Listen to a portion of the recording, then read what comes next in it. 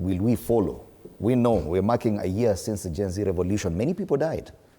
These are things that are there in the media. Nothing has happened till now. No commission of inquiry, no proper probe even by the Houses of Parliament.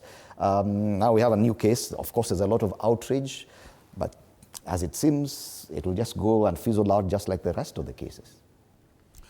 Idimoli, it is important to understand that Kenya is under state capture. And when the state capture takes the control, it means nothing will happen. Because whatever will try to look its course, that course will be stopped by the capture. So nothing is moving to see the light of the day if the state does not want to go that direction. And that's why the buck stops at William Ruto and nowhere else. Because he is the end of state. He's the one to direct the nation on the better. Last 2 weeks, when he was in a play as Fallback, he seek for forgiveness. I do not want to know what kind of forgiveness was he looking for. Another day, when he was interviewed, he said very collected that those young men who has been abducted has already got back to their families. It means he's well believed, and therefore any network which is doing this job is known to him. And if it can stop, it can only stop and stopped by him and nobody else. And remember the issue of the matter to do with the son of Muturi. Muturi was supposed to go to State House to seek for the release of his son. And it only took a phone from the head of state to the head of the intelligence for his son to be released. Therefore, as a Kenyans, we have only been taking back time. We have been taking circles. But this is happening daylight noon by the state.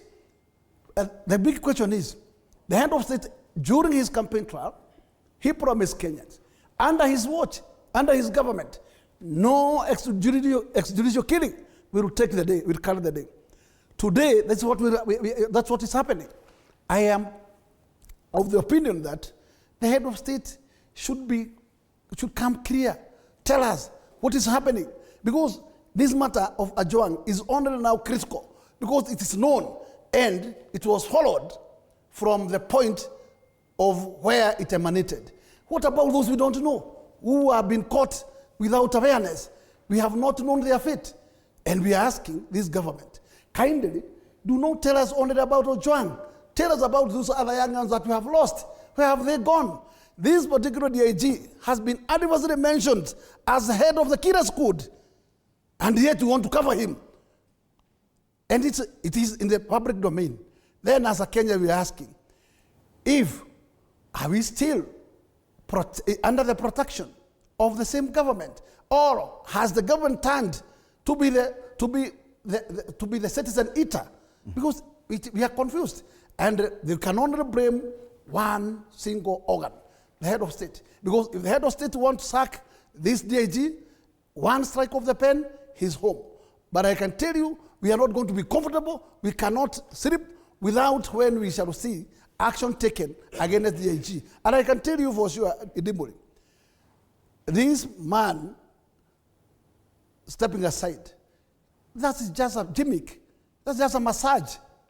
This fellow, after 2 months or 3, he will be back to work. We would like to see the head of state, if the CES cannot give such instruction, then the head of state has an obligation to hear the cries of Kenyans. And if he cannot, is going to mute. Whom are we looking to protect the citizens? It must weigh on the president, even politically, that these things are happening this time. Just like you mentioned, the president